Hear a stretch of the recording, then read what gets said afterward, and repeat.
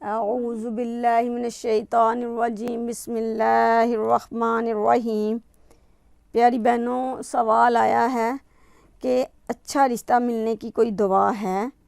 تو ضرور ہے، اور وہ بھی ہم قرآن ہی سے دیکھیں گے۔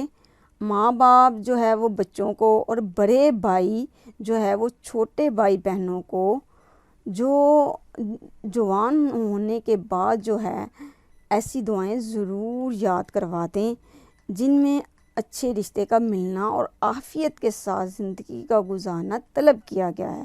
چنانچہ یہ دعائیں خود بھی اللہ تعالیٰ نے بتائی ہیں، گویا آقا خود ہی بتا رہے ہیں کہ ہمارے دربار میں ہم سے اس طرح مانگو، لہٰذا وہ دعائیں قبولیت کے ذریعے ڈھونڈتا ہے۔ ربنا ہب لنا من ازواجنا وذریتنا قرۃ اعین واجعلنا للمتقین اماما۔ سورہ فرقان ہے یہ، اور آیت نمبر اس کی 74 ہے۔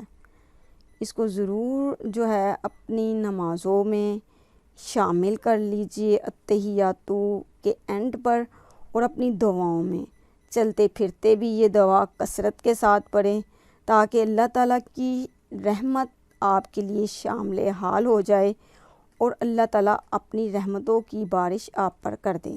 اور اس کا ترجمہ ضرور ذہن میں رکھیے گا جب آپ دعا کو پڑھیں، تو اس کا ترجمہ یہ ہے: اے ہمارے رب، عنایت فرما ہم کو ہماری بیویوں اور اولاد کی طرف سے آنکھوں کی ٹھنڈک، اور کر ہم کو پرہیزگاروں کا پیشوا۔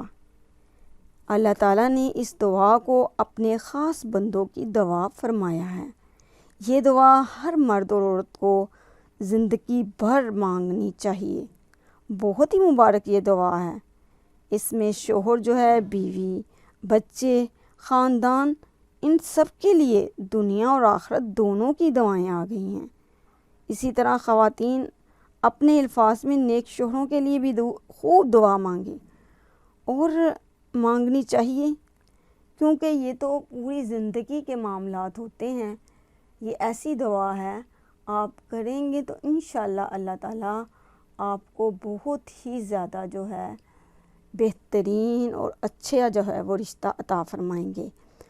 اس کے اول اور آخر میں درود شریف ضرور پڑھ لیجئے۔ جب بھی کوئی دعا مانگنے لگے، پہلے اللہ کی حمد و ثنا، اس کے بعد درود شریف، اور اس کے بعد جو ہے وہ دعا پوری کی پوری رکھ کے اللہ کے آگے، اس کے اینڈ میں پھر درود شریف، تو وہ ضرور دعا جو ہے اللہ کے ہاں قبول ہوتی ہے۔